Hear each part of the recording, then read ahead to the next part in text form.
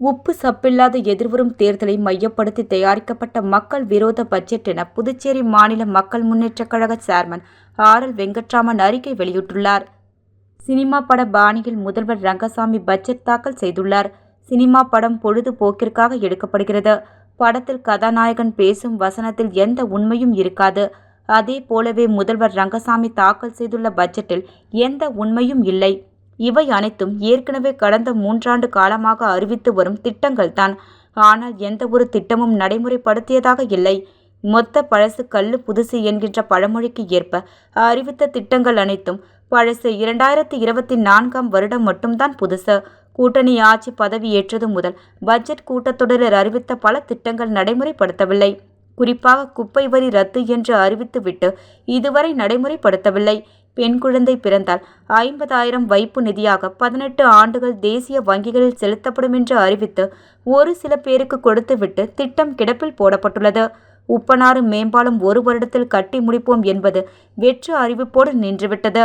பெண்கள் இலவசமாக அரசு பஸ்ஸில் பயணம் செய்யலாம் என்ற அறிவிப்பு, கோவில் சொத்துக்கள் விவரங்கள் அனைத்தும் டிஜிட்டல் மயமாக்கப்படும் என்ற அறிவிப்பு, காஸ் மானியம் அறிவிப்பு, உலக தமிழ் சங்க மாநாடு புதுச்சேரியில் நடத்தப்படும் என்ற அறிவிப்பு, அரசு துறைகளில் காலி பணியிடங்கள் நிரப்பப்படும் என்ற அறிவிப்பு, ஸ்மார்ட் சிட்டி திட்டம் அனைத்தும் அறிவிப்போடு உள்ளது.